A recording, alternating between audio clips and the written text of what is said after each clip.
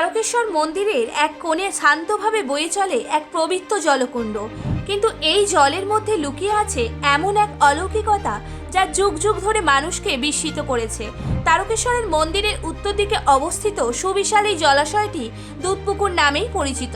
প্রচলিত বিশ্বাস অনুযায়ী এই কুণ্ডের জল স্পর্শ করলেই নাকি সব রোগ ভালো হয়ে যায় আর দেহ মন পবিত্র হয়। প্রাচীনকাল থেকেই অসংখ্য মানুষ এই জল নিতে আসেন, কেউ স্নান করেন, কেউ মাথায় ঢালেন, আর কেউ বা এই পবিত্র জল পান করেন।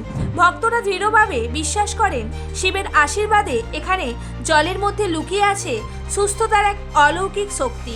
অনেকে আবার তাদের ব্যক্তিগত অভিজ্ঞতা বর্ণনা করেছেন, যেখানে ডাক্তারের চিকিৎসায় সুস্থ না হলেও এই জল স্পর্শ বা পান করার পর তারা আশ্চর্যজনকভাবে রোগমুক্ত হয়েছেন। তাদের কাছে এটি বিজ্ঞানের ব্যাখ্যাতীত এক গভীর অলৌকিক নিরাময় ক্ষমতা। এই ধরনের গল্পগুলোই তারকেশ্বরের প্রতি ভক্তদের বিশ্বাসকে আরও গভীর করে তোলে। বিজ্ঞানীরা এই জলে রাসায়নিক উপাদান বিশ্লেষণ করেছেন। পরীক্ষায় দেখা গেছে এই জল সত্যিই খুব টাটকা এবং পান করার জন্য নিরাপদ। এর মধ্যে হিমালয়ের পাদদেশের বিশুদ্ধতা এবং কিছু প্রাকৃতিক খনিজ পদার্থ থাকতে পারে। তবে জলের এই অলৌকিকতা বা নিরাময় ক্ষমতা নিয়ে বিজ্ঞানীরা আজও দ্বিধায়। তারা মনে করেন এটি হয়তো মানুষের বিশ্বাসের শক্তি, যা মনস্তাত্ত্বিকভাবে শরীরকে সুস্থ হতে সাহায্য করে।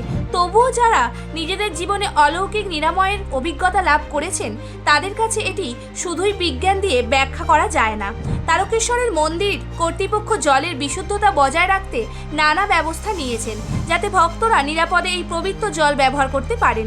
তবে মানুষের অলৌকিকতার প্রতি বিশ্বাস আজও অটুট। তারকেশ্বরের এই জলকুণ্ড যেন বিশ্বাস আর প্রকৃতির এক অসাধারণ মেলবন্ধন।